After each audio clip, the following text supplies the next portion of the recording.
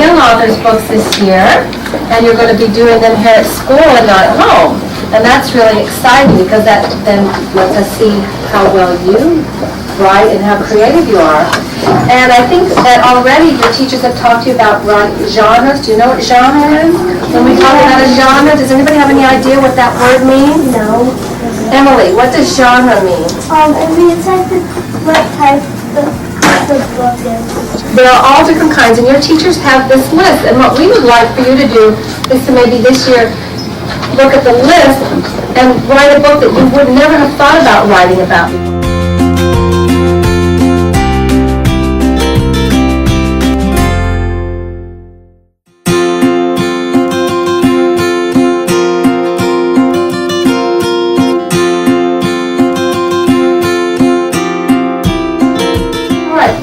After you've written your book and it gets ready to be judged, the judges get a form that looks like this.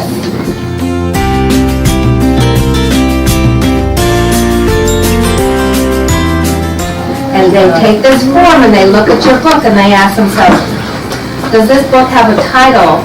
And does that title match what they're writing about? And if it does, you get points. And then they ask you, did you focus? Did your story have a beginning and a middle and an end, and did it follow? You want to make sure that all the things that you write about in your story support your characters and the theme of your story, what you're writing about. I don't know if you're using all the conventions. Are you using capitals? Are you using punctuation? Are you indenting? The other thing that we look for is, does your book have a really nice cover? Do you have a title page? Do you have a dedication page? That's who you're going to dedicate your book to. And at the very end, we look to make sure that you have a page about yourself with a picture. About the author page, yes. Okay? Anything you want to ask me now? There's like this book called Bedtime Stories, and can you make one like Bedtime Stories? You can make one like that, but you have to give credit to where your idea came from, since it's not an original idea.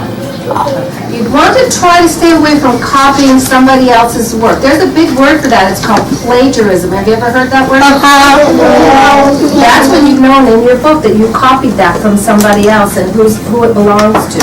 You can't use that and say, oh, that's my work, because that's not your work. Like SpongeBob, and like your book is SpongeBob, do you have to do that if your book is SpongeBob? Yes, because SpongeBob wasn't your idea. That was somebody else's idea. This is Mrs. Ruscillo's class. They're second graders at Gemini Elementary in Melbourne Beach, Florida. And we are doing a writing workshop to get them ready for their young authors' books. And they are right now brainstorming some ideas and topics that they might want to write about. Maggie, do you have any ideas that you've written on your paper that you might want to write about? Yeah, one. What did you write? When I start skiing.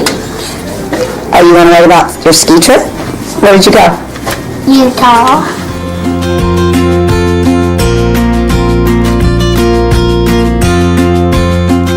Charlotte. Time travel. So would that be fiction or non-fiction? Fiction.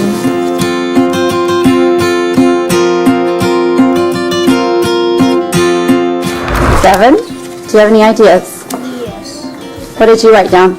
Shorts or adventure. So you have a couple ideas.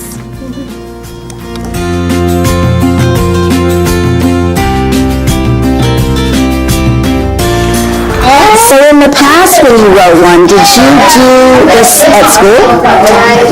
How did you do it last year in first grade? I did it at home with my mom, and then we did the same and bring it back in. But this year in second grade, in Mrs. Ruscillo's class, we're going to actually write it, a sloppy copy. We're going to make a final copy. We're going to publish it and send it off.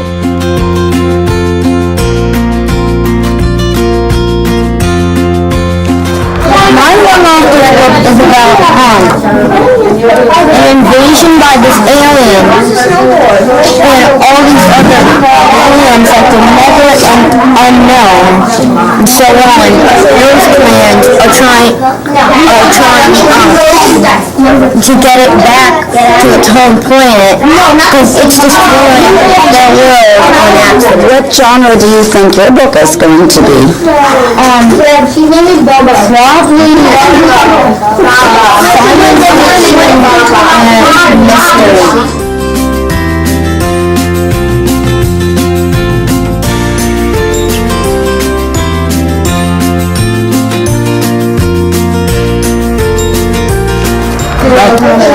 Charlotte, can you tell me about your idea for your young author's book? I'm ready to write an author's book about time travel, and these two friends, they're having a celebration, and they both have the same dream, that they make time travel, a time machine out of cardboard, and it actually works, but it's just a dream. And when they get there, they're in the future, so everything's like chrome and silver.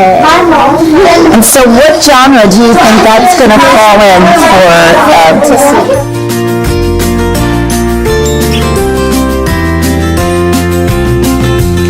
Right, so they're hard at work, working on the beginning of our writing workshop. We have parents in our classroom helping us. Grace, we're meeting this morning at Reading Group to talk about your story that you're doing for young authors. Can you tell me about your two characters that you decided to put in the story? There is a candy cane that's named Cane, and there is a Smarty that's named Smouty. And what are Smarty and Cane going to do in your young author's book? They're going to have a contest, and the Smouty is going to win because she has only like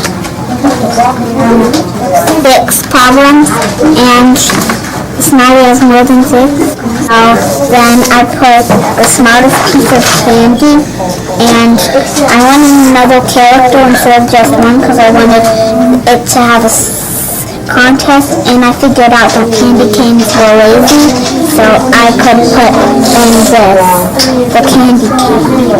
I love the play on words with Smarty. That's funny. And you think he's going to be the smart one because he's the Smarty candy. Yeah. So if you eat it, you can become smart. Maybe I'll have some Smarties. Dylan, I know that when we're doing the young authors books this year that you wanted to do a sequel to the books that you did from kindergarten and first grade. What was the name of the book that you did in kindergarten? No Fear. And what was the one you did in first grade? No Fear 2. And who were the characters in those stories? Digger and Kelly Slater. So how did you come to start writing about this character named Digger? I don't know, I just thought about making, I really like skateboarding, so I wanted to make a book about skateboarding. And your second book, what was it about? Surfing. And who was the other character in your second book? Kelly Slater. Okay, so now you're writing your third young author book, and you're doing it in second grade this year. And what are you going to do for your young author's book this year? No Fear number 3, and it's going to be about snowboarding. I noticed in the past that you used computer graphics, that you got your things off of computers. How are you thinking you're going to do your character this year? I think I'm going to draw it. On your own? Yeah. And could you hold up the one that you drew in your folder there, the one that you thought you were going to use on the cover? He's adorable. So what's his name again? Is this going to be a fiction, a non-fiction, informational text? It's going to be fiction.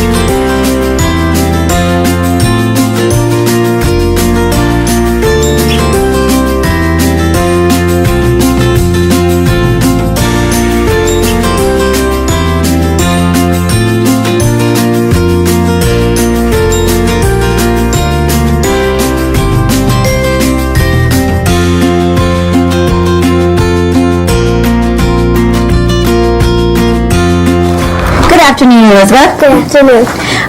First of all, we're going to talk about the writing survey that you took, the student writing survey in the beginning of the year. Do you remember taking that? Yeah. And one of the questions asked you how you learn best, and you said that you like to do things by yourself. And another one said when you decide to write that you like choices.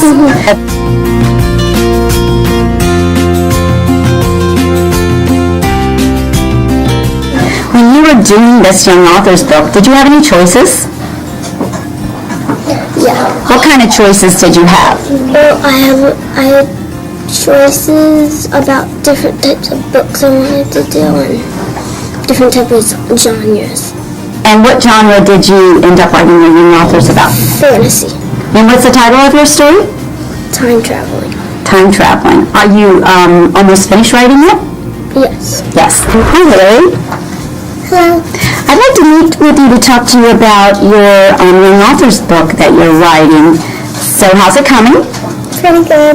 What's the title of your story? My storybook.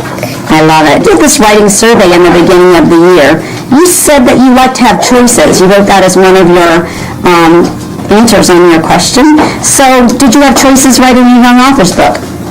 Yes. So how did you have choices? You were allowed to do like a lot of things, and you were allowed to like put up a lot of stories in one story, like make the storybook, and you were allowed to make just one story. But I wanted to do a couple of stories. I'm doing it like 2-page stories. If you were doing this differently next time, is there anything you would do differently, or you think Mrs. Ruscillo should do anything differently?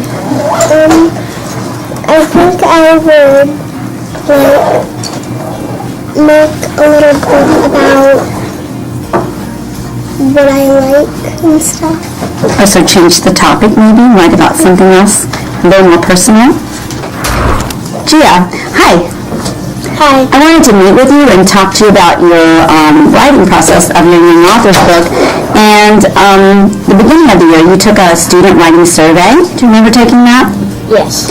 And one of the questions asked you how you like to write, and you marked that you like to have choices. Yeah. So how do you feel doing this young author's book gave you choices? I feel kind of excited that I'm actually writing this, and my parents and my teacher love these illustrations. I've been practicing my young author's book in it. Great illustrations. What's the title of your book? What's it going to be? Slobbertooth and his Slobbery Adventure. All these characters, except for one of them, come from a video game. Oh, so you're taking some ideas from a video game, and we're going to give credit to that too, right? Because we talked about that with Ms. Melcher, that if we take some ideas from something else, it would be, we have to give credit to that in your book. So we'll make a notation in your book about that.